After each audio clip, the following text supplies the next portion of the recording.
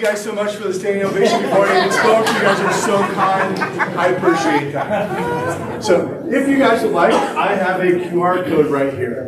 You can see my entire presentation on your phone. You can then take that link and look at it on your computer, because occasionally when I put things on the screen, they're a little small to get the idea, and then you can dig in just a little bit deeper. So I've got that on there. I'll also have it at the end. So if you're like, yeah, I want to hear him speak first because I don't know what he's going to say. I don't want to waste my phone and my time.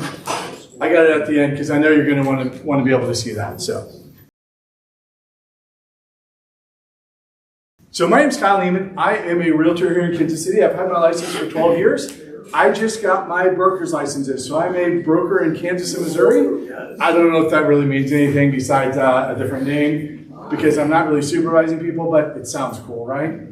I started a long time ago looking at numbers, just analyzing them. I export numbers, and I slowly just started to see trends and like to share them. So today I'm going to share some stuff with you. A couple things I call R&D rip off and duplicate from someone else, but you'll see at the very bottom, it's very clear that they're there. But most of these charts are things that I've created myself. We're checking. It works. It works. So we're going to get started here with where are we at today. So today, if we look at today, as of this morning, you can see at the very bottom, right there, you can see this was updated November 12th. Today, for November, the median sales price is $295,000. It's a slight change from October. I probably expect to see that to be a little bit lower by the end of the month. It's a 7% change from November last year. We are still in Kansas City, our 48 counties in our MLS, experiencing about a 7.25%, 7.25% median in price improvement. Prices are still going up. Great for investors, right? If you own stuff. They say the best time to plant a tree was 20 years ago. The next best time is today. The best time to buy a house was 20 years ago. The next best time is today. Prices don't generally decline. Out of the 27 years that I have numbers, 5 years were they 0 or negative, and all 5 of those were 2008 to 2012, 13. We don't want to repeat those years for anybody that's around those years, right? The Great Recession. So generally we can see here at the very bottom, our prices almost always go up. The little peak there went back just a little bit, but since 2011 right there, that's 2012, we've had continuous growth all the way up to 291,000. Year over year, we're at 291.5, a 6% increase. And if we look at last month, it was just down a little bit from September. You see that number right up there, but it was also 8% increase over October. Generally, we see our peak dollar amount in June, and then it slowly drifts back a little bit to the end of there before that cycle repeats itself. So seeing a small 1% decrease month over month, that's pretty typical for pretty much every year. The month before, when I looked at September over August, it actually went up. So I was like, well, that's kind of weird because I don't usually see that. So I went back and looked at all 27 of my time periods from August to September. That was only the second time that it ever happened in 27 years. Kind of a weird little clip there. The other time, 2020. So it's not a normal thing. What do you ascribe that to? I ascribe it a little bit to some of the first-time home buyers that lean towards the Democrat side, pulling out of the market, hoping that the Democrats would win and get that $25,000 reduction. Because if the lower end isn't buying, the median goes up just a little bit. That's part of it. The super low interest rates kind of spurred some stuff as well. But median price is doing really well. So this is, again, that median sales price, and this is the monthly change every year. We've got October here, we've got October last year. So every month we've seen strong appreciation throughout the last 13 months. Little dip in August, but the August the previous year was super high, so we were fighting a super high number in August. But on average, we're seeing about that 7% increase. And as you guys know, to have a sale, we have to start with a listing. So at the very top here, we have the listing changes. And we've seen more listings pretty much every month, except for January. Every month, every year. This month is our second highest. October over last October, almost 16%. We had a great February. I attribute the down in January and the up in February it was super cold and snowy in the second half of January. Anybody remember that? People aren't going to list their house when it snows every Saturday, right? And they don't want people walking through their house with salt and sand because they don't want to have to clean all that much. February was much nicer, so I think we kind of average those out a little bit, but we've seen strong listing growth for the last 4 months. People are selling their houses, which leads to people buying their houses. So these are the under contract. Again in January, no one out looking. We see here in October, 21% increase in the number of contracts written in October. So by the end of the year, most likely in December, because the average time from when somebody puts a house under contract to when it closes is just under 6 weeks. It's 41.5 days. So we should see all of these October contracts close sometime either in late November, but most likely in December before the end of the year.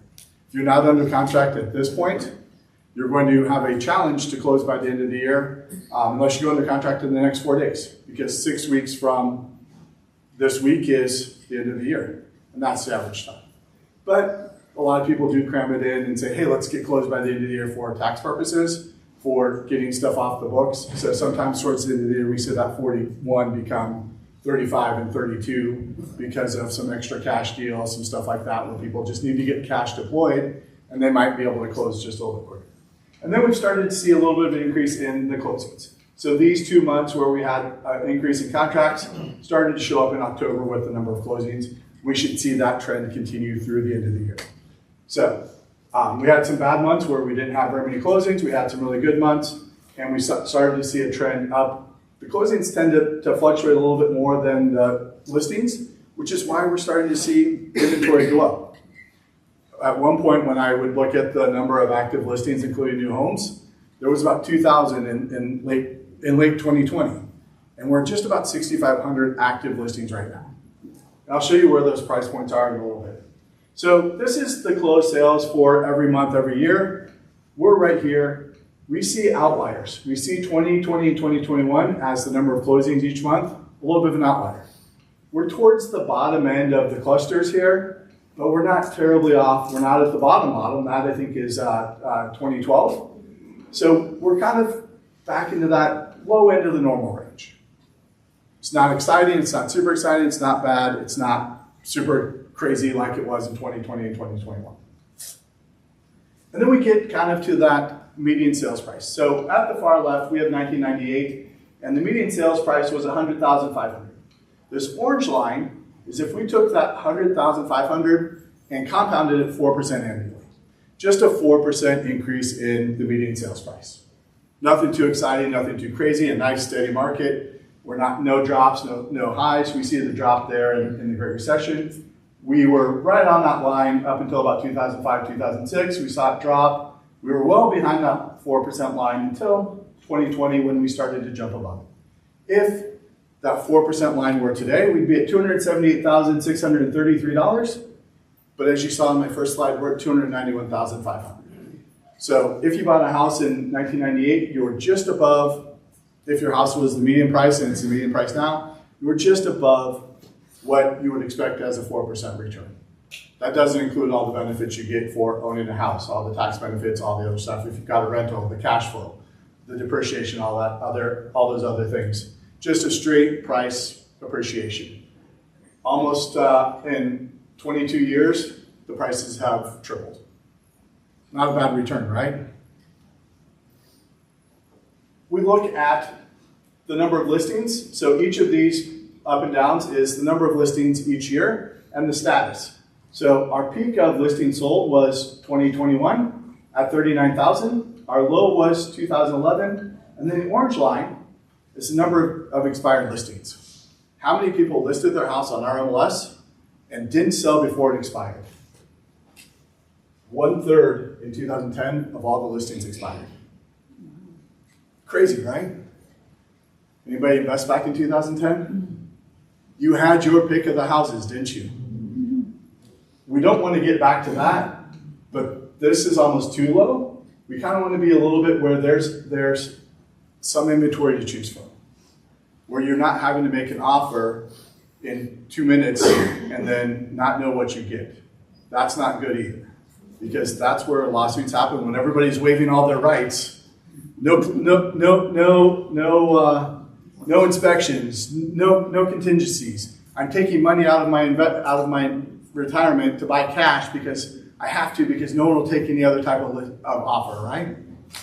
We want to be a little bit more in that balanced market where there's a little bit of a 45 to 60 day supply. More closer to that 45, but we're getting about 30 days right now. So how fast are houses selling in 2024? 70% selling under 30 days. From the day they hit the market to the day they go under contract, it's under 30 days.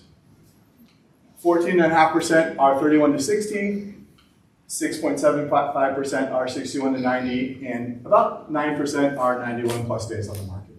So just because it stays on the market doesn't mean it's not going to sell, but most likely, if it's going to sell about 70% of the time in the first 30 days. And then we get here to this kind of fun, random looking chart. And we talk about list price to sales price a lot, right? And we talk about days on market a lot, right? But have you ever seen a chart that shows them together for each month? That's this. The orange bar is the list to sales price. And you saw we went a little crazy in 2021 and 2022 and a little bit in 2023. This year, we didn't have a single month where the resale properties averaged more than list price. Every single, the highest was 99%, and we're even trending down to 96, 97%. We did or did not? We did not in this year have anything over 100%. All right, so thank you. But it's also seasonal, just like days on market. We see days on market always at its lowest in May and June. We see list price to sales price always at its highest in May and June. And the exact opposites at December, January, February, where we see the lowest, which that's a little weird back in October 2018. But almost always we see the opposite here, where the days on market is always highest when the list to sales price is lowest. Timing, it's less demand. The supply is usually about the same throughout the year of actual active properties. There's more listings throughout the spring month, but there's more buyers. In November, December, January with the holidays, there's less buyers, but there's still people that need to sell. And so there's more options, there's more opportunities. There's more people that just say, hey, I have to sell or I have to buy. And so they have options, more options towards the end of the year. So as investors, you have a few more options now to get closed by the end of the year than you do when you're competing against all the spring market. This is the time that you actually get a lot of the deals. The cool thing is if you're fixing and flipping, you're going to take about 4 months. That puts you going on the market in late February, March, which is the ideal time to list to get the highest closing price in late May and June. So this shows the kind of the days on market. So I picked out October for every year back to 1997. And we peaked at 103 days in October in 2012. 13, I think that is. And we had our lowest in 2022, or 21, 22, 23, 24. We're slowly starting to creep back up, but we're nowhere near any of the average numbers when we started in 1998. So houses are still selling relatively fast compared to the history of our MLS here. And this is resale single family properties. I take out new homes, I take out townhomes, stuff like that. This is what most investors are buying, are those single family homes. So things are staying on the market a little longer. Just because you hear that the market's still crazy, the average is 31 days. Don't feel like your house is going to sell in the first 2 days unless it's maybe in Johnson County and in the right price range. So this is one where it's a little hard to see, but each of these lines is a $25,000 increment of prices. So 25,000 under, 25 to 50. The big red line here, all these are 500 and below, all these are 500 and above. And this is the active properties for each of those price points and the days on market. So if you have a low-end house, it's going to stay on the market a lot longer. If you have a house over about 600,000, it's going to stay on the market a lot longer. The sweet spot for quickest sales for active property or for active properties is 300 to 375. For the sold properties, our sweet spot there is about 250 to just under 500 there. We see the sold properties for anything under 200,000 are almost 30 days and above. Anything over 575, 35 days and above. If you're fixing and flipping, you want to concentrate on this range for the fastest sale. And then don't buy 2 million and above. 65 days on the market when it sells, and the active properties, because there's so many $2 million plus properties, 186 days on the market because only 1 or 2 of those sell every month. This is one I've shown before. I like it. We talk a lot about months of inventory, and 0 to 3 months of inventory is a buyer's market. 3 to 6 is or seller's market. 3 to 6 is a balanced market. 6 and above is a buyer's market. But the orange line is the number of homes that sold at or below list price. We didn't see anything go over till 2016. The blue line is the percentage of homes that sold above list price.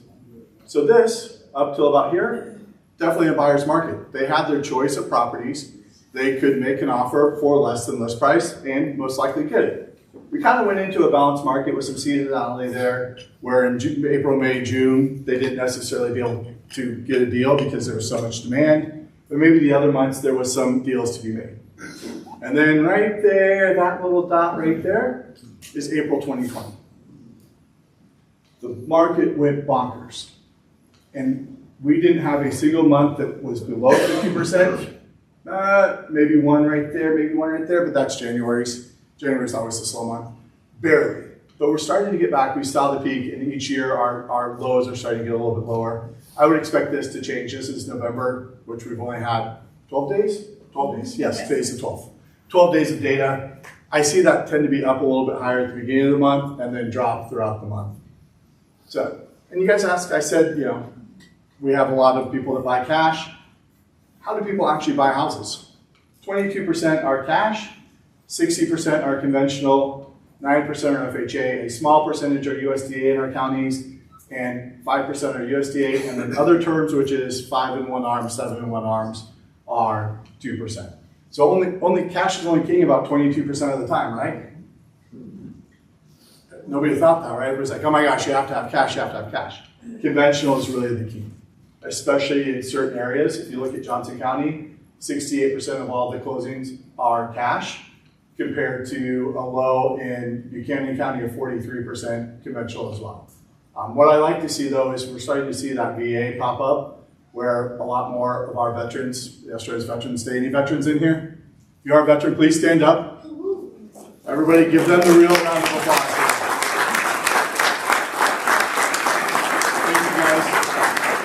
I love that our veterans are now getting an opportunity to buy their houses. That's fantastic, but we still have some work to do with allowing them, but just an idea of how people are buying their houses there. So that's where we are, where we've been. I've got about 4 slides, maybe 5, where I'm going to talk about the future. Doesn't that look really futuristic? It's kind of cool. ChatGPT is great. If you didn't know, you could put a web link in and tell ChatGPT to create a QR code for you. I might have done that already today. So if you don't know how to make QR codes, just get a ChatGPT account, put the link you want it to forward to, and say, create a QR code for me. Creates it for you.